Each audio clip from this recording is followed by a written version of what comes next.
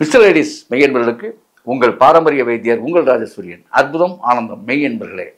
இப்போ அங்கங்கே பார்த்தீங்கன்னா மாரடைப்பு, இதய நோய், திடீர்னு நல்லதாங்க இருந்தார் இப்படி ஆயிடுச்சு அப்படின்னு சொல்லுவாங்க. அப்போ இதில் பிளாக் வந்துடுச்சு, அதில் பிளாக் வந்துடுச்சு, பிளாக்மா. அதாவது இந்த அடைப்பு பிளாக்கு இதெல்லாம் பயப்படாதீங்க. முதல்ல அச்சத்தை தவிர்க்கணும். இந்த அச்சமே உங்களுக்கு அடைப்பை உருவாக்கணும். ஆமாங்க, ரத்தம் உறைஞ்சிரும். டென்ஷனாக என்ன ஆகும்? ரத்தம் உறையும். ரத்தம் உறைஞ்சா அடைப்பு வரும்ல. முதல்ல எண்ண ஓட்டங்கள் தாங்க முக்கியம். சரி, இப்போ இந்த இதய நோய்களுக்கு என்ன செய்யும்? மாரடைப்பு வராமல் இருக்கு என்ன செய்வது? முதல்ல மாரடைப்பு வராமல் இருக்க 3 வகையான மருந்து சொல்கிறேன். ஃபர்ஸ்ட் மருந்து, நைட்டில் படுக்கும்போது கண்டிப்பாக முதல்ல நைட்டில் படுக்கும்போது நீங்கள் செய்ய வேண்டிய வேலை, வெந்நீரில் மாரடைப்பு வராமல் இருக்கணும்னா நல்லா புரிஞ்சுக்கணும். இரவில் படுக்கும்போது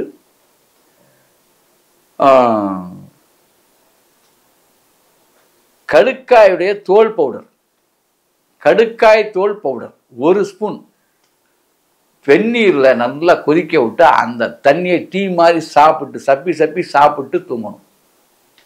மருந்து மாதிரிலாம் சாப்பிடக்கூடாது. டீ மாதிரியே அது துவர்ப்பாக தான் இருக்கணும். சாப்பிட்றணும். படுக்கைக்கு முன்னதாக அதை சாப்பிட்டு படுக்கணும். கிட்டத்தட்ட 300 ml தண்ணியில் 1 ஸ்பூன் கடுக்காய் தோலுடைய பவுடர் போட்டு, கடுக்காய் நீங்களே தோல் வாங்கி அரைச்சிக்கணும். அதான் உண்மை. அப்படி, ஏன்னா அந்த கடுக்காயோட கொட்டை ஆகாது. கடுக்காய் கொட்டையோட விற்பனை செய்து அதை வாங்கிட்டு நீங்கள் பண்ணிங்கன்னா வேஸ்ட்டு. கடுக்காய் தோலில் உருவான பவுடர் அது நீங்கள் பண்ணால் மட்டும்தான் சரி. அப்படி பண்ணிங்க. இது 1 ஸ்பூன் சாப்பிட்ணும். இதய நோய்க்கு சிறந்த மருந்து கடுக்காய். மிடுக்காய் வாழலாம். அப்புறம் இன்னொரு விஷயம் என்ன, 2வது மருந்து பூண்டு இருக்குது பார்த்தீங்களா? பூண்டு சரியாக 12 மணிக்கு சுக்கு 2 ஸ்பூன் சுக்கு போட்டு 300 ml கொதிக்க விட்டுறணும். அந்த தண்ணியை வடிகட்டிடணும். சுக்கு கொதிக்க விட்ட தண்ணி 2 ஸ்பூன் சுக்கு போட்டு 2 டீஸ்பூன் சுக்கு போதும். அந்த சுக்குத்தூள்ல 300 ml தண்ணியை கொதிக்க விடணும். அந்த சுக்கு கொதிக்கும். கொதிச்சு நல்லா சாறு இறங்கிடும். அந்த தண்ணியை வடிகட்டி வச்சுக்கிட்டு அந்த தண்ணியில் கிட்டத்தட்ட ஒரு 7 வகையான பூண்டு, 7 பல்லு பூண்டு, சின்ன பூண்டாக இருந்தால், பெரிய பல்லாக இருந்தால் 3 பல்லு போதும். அதை அதில் போட்டுடணும். நல்லா புரிஞ்சுங்க. கொதிச்சு வடிகட்டின தண்ணியில் போட்டாலே 5 நிமிடங்கள் அது என்ன ஆகும்? 5 நிமிடங்கள் விட்டுறணும். அந்த பூண்டு அப்படியே அவிஞ்சிடும் உள்ளே. அந்த ஹீட்டே போதும். அப்புறம் ஸ்பூனில் எடுத்து அந்த பூண்டை நல்லா மென்னணும். கிட்டத்தட்ட 3/4 பதமாக அது வெந்திருக்கும். அது ஒரு சுவையாக இருக்கும். அப்படியே நல்லா மென்னுட்டு இந்த தண்ணியை குடிச்சிடணும். இது சரியாக 12 மணிக்கு பண்ணணும். ஐயா நாங்கள்லாம் அப்படி பண்ண முடியாது, எங்களுக்கு வேலை இருக்குன்னா போங்க, எனக்கு தேவையே கிடையாது. வேலை இதுதான் செய்யணும். இதையும் சரியாக வரணும்னா அப்புறம் நான் என்ன பண்ண முடியும்? இதுக்கு மேலே செலவும் பண்ணாமல் ரொம்ப நியாயமாக சரியாக ஒரு எளிய வைத்தியம் சொல்லுங்கன்ட்டு நேரமும் நீங்கள் ஒதுக்காமல் உட்காந்திங்கன்னா ஒன்றுமே பண்ண முடியாது. அதுக்கான நேரம் 12 மணி தான். ஒவ்வொரு உறுப்புகளுக்கும் நேரம் இருக்கிறது. நான் ஞாபகத்தில் வச்சுங்க. எதை எப்போ செய்யணுங்கிறத சரியாக செஞ்சால் மட்டும்தான் நீங்கள் சாதிக்க முடியும். நான் சொல்வதை சரியாக கவனம் செய்யுங்க. 3வது, இது 2வது சொல்லிட்டேன்னா 3வது இதயத்தை சரி பண்ணிக்க. தாமரைப்பூ, வெண்தாமரைப்பூ இருக்குது.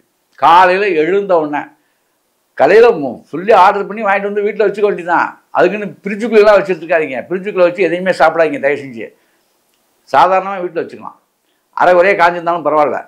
அந்த இதழ்கள் ஒரு 10 இதழ்கள் எடுத்து, தாமரைப்பூ, வெண்தாமரை ரொம்ப சிறப்பானது. கிடைக்கலன்னா செந்தாமரையும் ஓகே தான். தாமரைப்பூவுடைய இதழ்கள் ஒரு 10 இதழ்கள், கம்மியாக வச்சாலும் 10 இதழ்கள் வேணும் அவசியம். இல்லை 20 இதழ்கள் இருக்குது சார், நல்லா சாப்பிடுங்க. காலைல வெறும் வயிற்றில் நல்லா மென்று தின்னுட்டு 300 ml வெந்நீர் குடிச்சிடணும். அவ்வளோதான் விஷயம். இதை ஒரு மனுஷன் 30 நாளைக்கு சாப்பிட்டாங்க. உங்கள் இருதயத்தை மாற்ற வேண்டும் என்கின்ற நிலையில் உள்ளவன் கூட 30 நாள் இதை சாப்பிட்டு எண்ணெயில் பொரிச்ச ஐட்டங்கள் சாப்பிடாம, அப்பளம் கூட சாப்பிடாம, எண்ணெயில் பொரிச்ச ஐட்டமே இல்லாமல் எண்ணெய் ஐட்டங்களை குறைச்சிட்டு ஒருத்தன் கஞ்சி சோறு இந்த மாதிரி வச்சு அவன் சாப்பிட்டுக்கிட்டு நல்லா காய்கறிலாம் நிறைய சாப்பிடலாம், எல்லா காயும் அந்த மாதிரி சாப்பிட்டு வந்தாலே இதயம் சார்ந்த எல்லா தொல்லைகளும் நீங்கிடும். சரியா? இதெல்லாம் எளிய வகை மருந்து. இதுக்கு மேலேயும் இதய பட்படாகம் என்கின்ற நாம் வந்து சித்தா மருந்தில் 63 வகை கலந்த ஒரு மருத்துவ குவியலை தாத்தா சொல்லி தயார் பண்ண இதய பட்படாகம்னு ஒன்று இருக்குது. அது சித்தாவில் ரொம்ப பேர் ஏன் தெரியுமா அதை கேட்பீங்க, அதெல்லாம் இருக்குது இதெல்லாம் இருக்குது, தெரிஞ்சவங்க கேட்டிங்கன்னா அதுக்கான ரிப்ளை தான் இதை சொல்கிறேன். இது வந்து நாங்கள் வைத்திய முறைகளை நாங்கள் தர்றது எளிய முறை வைத்தியம் நீங்கள் கேட்டதுனால இதை நாங்கள் சொல்கிறோம். ஆக மொட்டை தலைக்கு பழங்காலுக்கு நீங்கள் முடிச்சு போடக்கூடாது. தேவை இருந்தால் நம்ம ரொம்ப ஹார்ட் வீக்காக படுத்த படுக்கையாக இருக்காருங்கும் போது நாங்கள் பயன்படுவோம். சராசரியாக இருந்துட்டு இருக்கீங்களா, உங்களுக்குலாம் இதை நீங்கள் பண்ணி பார்க்கலாம், தப்பு இல்லை. அதுவும் பண்ண முடியாது சார், நீங்கள் கொடுங்க சார், அப்படி வந்தவங்க இருக்காங்க. ஆக மொத்தத்தில் உங்களுடைய இதயம் சுத்தமாக வேண்டுமானால் இதையெல்லாம் நீங்கள் செவ்வனே செய்ய வேண்டும். ஆகவே அன்பர்களே, இப்படி செய்து அப்படி வாழுங்கள். அற்புதம், ஆனந்தம்.